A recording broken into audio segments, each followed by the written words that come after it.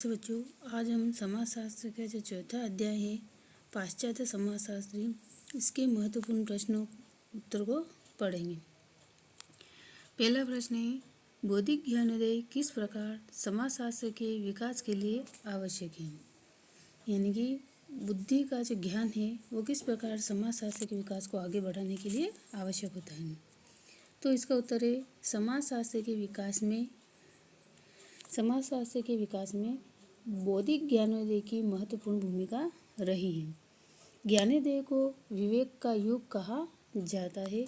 17वीं शताब्दी के उत्तरार्ध एवं 18वीं शताब्दी के पश्चिमी यूरोप के देशों में विश्व के बारे में सोचने विचारने का एक नया दृष्टिकोण विकसित हुआ। यानी कि पश्चिमी यूरोप के देशों में विश्व के बारे में नया दृष्टिकोण विकसित हुआ, जिसे ज्ञानोदय कहा जाता है। यानी अपने समाज के प्रति नवीन दृष्टि रखते हुए उसका विचार विमर्श करना, ये जो ज्ञान उत्पन्न हुआ उसे क्या कहा गया, ज्ञानोदय कहा गया। इस नवीन दर्शन ने एक और मनुष्य को संपूर्ण ब्रह्मांड के केंद्र बिंदु के रूप में स्थापित कर दिया, तो दूसरी ओर विवेक को मनुष्य की प्रमुख विशेषता के रूप में प्रतिपादित किया।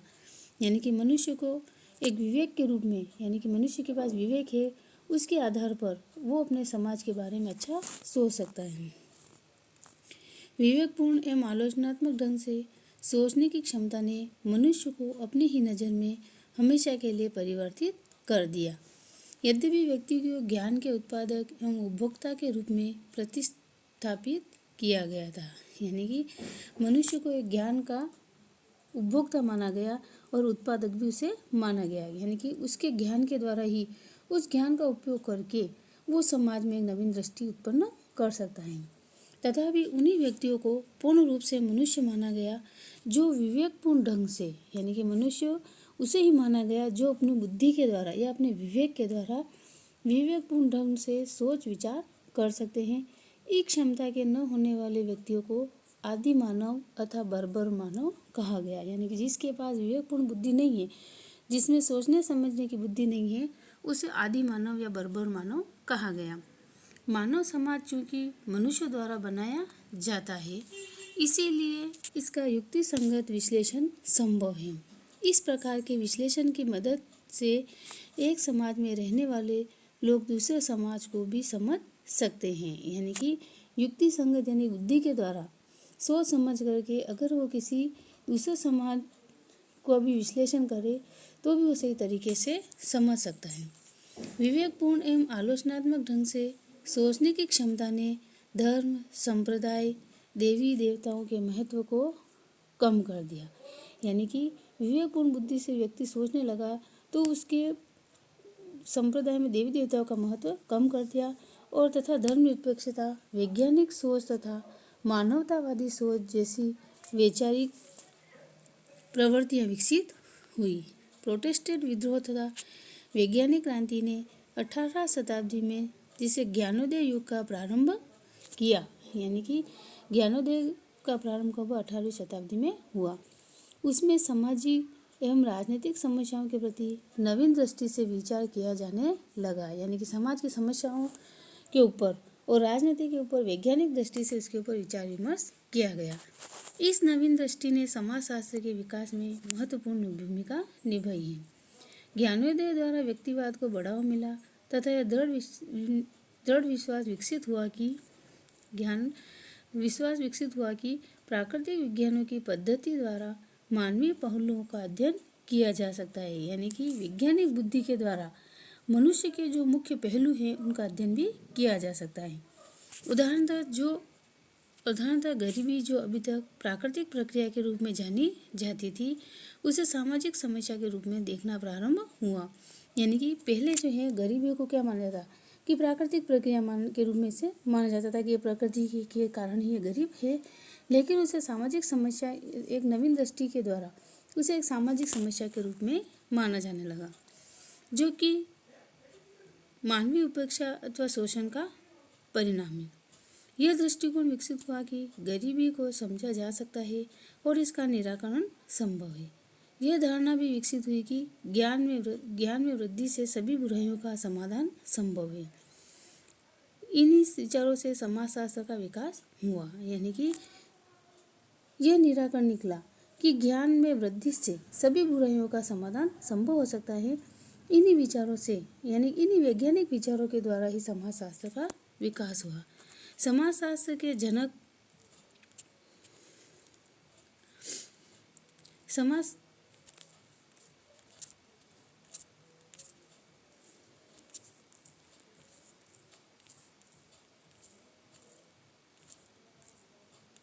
समाजशास्त्र के जनक यानी कि समाजशास्त्र को चालू करने वाले जो थे जनक, जिनके पिता थे, उनका नाम था अगस्त काम्टे। का विश्वास था कि जिस विषय का विकास कर रहे हैं वो मानव कल्याण में योगदान देगा।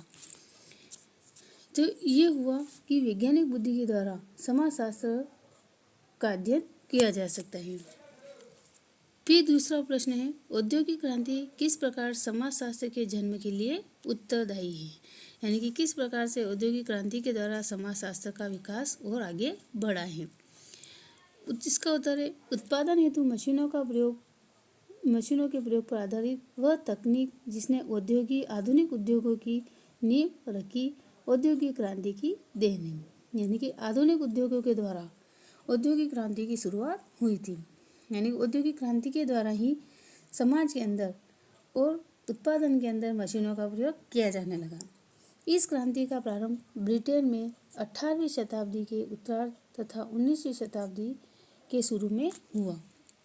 भूमि के स्थान पर उद्योग धन का स्रोत बन गए। उद्योग जो है वो क्या हो गए, धन का स्रोत बन गए। पुराने उद्योग कुटीर उद्योग ढह गए तथा फैक्ट्रियां व कारखानों में काम करने के लिए दूर दराज से मजदूर आकर इकट्ठे होने लगे। हाथ के कारीगर बेरोजगार हुए अतः वे कारखानों में काम करने लगे। यानी कि हाथ से जो पहले काम किया जाता था वो सारा बंद हो गया। किसके कारण? औद्योगिक क्रांति के कारण।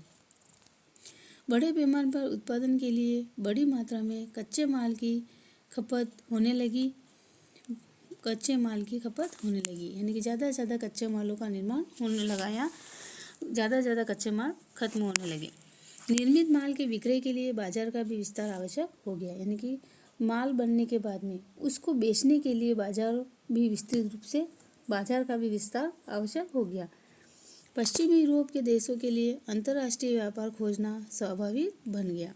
उद्योगपतियों की आपसी होड़ और अधिक से अधिक लाभ कमाने की प्रवृत्ति के परिणाम स्वरूप कारखानों में मजदूरी की दशा दयनीय हो गई। औद्योगिक नगर समृद्धि के चारों ओर दर्दनाक गरीबी के साक्षी बन गए। पुराने सामाजिक मूल्य और परंपराएं सामान्य जनता की आवश्यकताओं की पूर्ति में सहायक नहीं रह गए थे। औद्योगिक क्रांति के परिणाम स्वरूप सामाजिक जीवन में भी महत्वपूर्ण परिवर्तन हुए। न केवल ऊंच नीच में वृद्धि हुई अपितु लोग गांव छोड़कर नगरों में रोजगार की तलाश में आने लगे। स्त्रियों और बच्चों तक को खतरनाक परिस्थितियों में काम करना पड़ा। मजदूर वर्ग के गरीब लोग झुग्गी झोपड़ियों वाली गंदी बस्तियों में रहने के लिए विवश हो गए। इन परिस्थितियों ने राज्य तंत्र को सार्वजनिक सामूहिक विषयों की जिम्मेदारी उठाने के लिए बाध्य कर दिया। इन नई जिम्मेदारियों को निभाने के लिए शासन तंत्र को एक नवीन प्रकार की सामूहिक विषयों की जिम्मेदारी उठाने के लिए बाध्य कर दिया। इन नई जिम्मेदारियों को निभाने के लिए शासन तंत्र को एक नवीन प्रकार की जानकारी व ज्ञान की आवश्यकता महसूस हुई। नए ज्ञान के लिए उभरती मांग ने समाजशास्त्र जैसे विषय के अभ्युदय एवं विकास में महत्वपूर्ण भूमिका निभाई है। इसीलिए शुरू से ही समाजशास्त्रीय विचार मुख्य रूप से औद्योगिक समाज के विकास के वैज्ञानिक आविष्कार से जुड़े हुए हैं। तो ये हो गया कि किस प्रकार से औद्योगिक क्रांति ने समाज को आगे बढ़ाने के लिए अपना सहयोग दिया था। फिर एक तीसरा क्वेश्चन, उत्पादन के तरीके के विभिन्न संगठक कौन कौन से हैं। जर्मनी में जन्मे विद्वान कार्ल मार्क्स वैज्ञानिक समाजवाद द्वारा मजदूरों पर होने वाले अत्याचार एवं शोषण को समाप्त करना चाहते थे। यानी कार्ल मार्क्स जो थे मजदूरों के ऊपर होने वाले अत्याचार को समाप्त करने के लिए उन्होंने उनका विरोध किया। इसीलिए उन्होंने पूंजीवादी समाज का आलोचनात्मक विश्लेषण कर उसकी कमियों को उजागर किया ताकि इस व्यवस्था का पतन हो सके। यानी कि मजदूरों के ऊपर अत्याचार और शोषण न हो। पूंजीवादी अर्थव्यवस्था के बारे में मार्क्स की धारणा थी कि यह उत्पादन के तरीकों पर आधारित होती है। यह उत्पादन की विस्तृत प्रणाली है जिसका संबंध ऐतिहासिक काल से होता है। आदिम साम्यवाद, दास प्रथा, सामंतवाद, पूंजीवाद, ये सब उत्पादन की व्यवस्थाएं हैं। सामान्य स्तर पर उत्पादन की व्यवस्थाएं एक समय विशेष में जीवन की विशेषताओं को दर्शाती है। अर्थव्यवस्था का आधार प्राथमिक तौर पर आर्थिक होता है और इसमें उत्पादन शक्तियाँ और उत्पादन संबंध सम्मिलित होते हैं, यानी कि उत्पादन करने वाली शक्तियाँ और उत्पादन संबंध जिनके द्वारा माल का उत्पादन होता है उससे सम्मिलित होते हैं।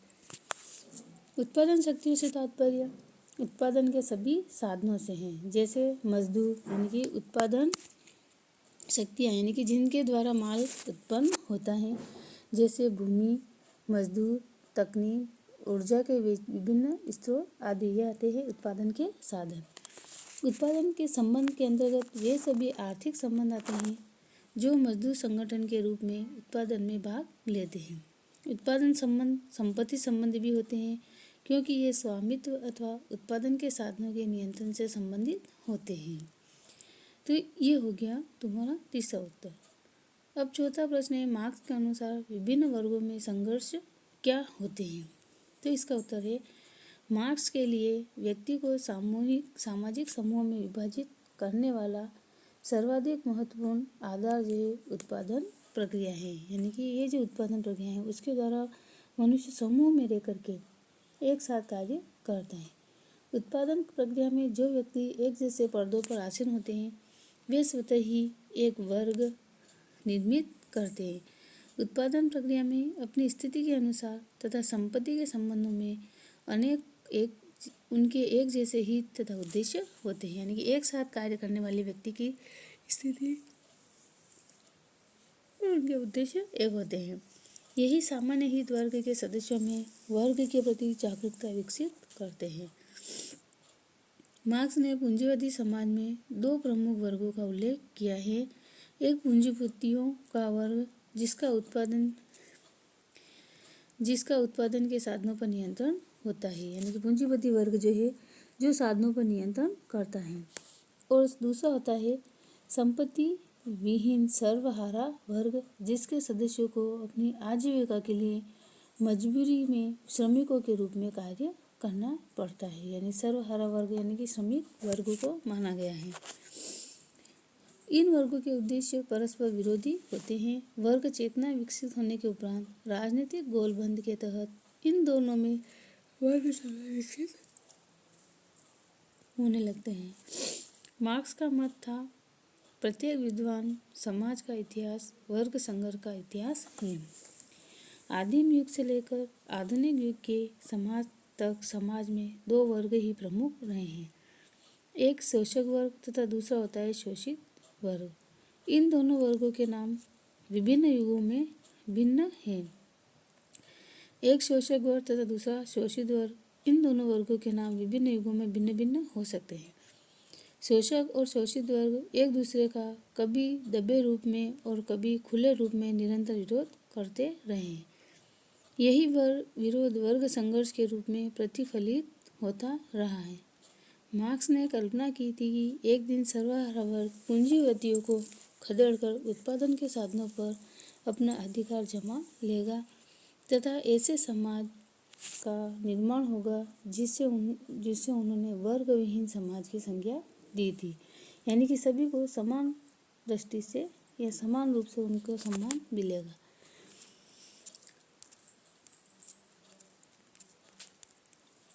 तो यह था मार्क्सवाद का समाजवादी तत्व। ये प्रश्नोत्तर तुम्हें अपनी कॉपी में करने हैं।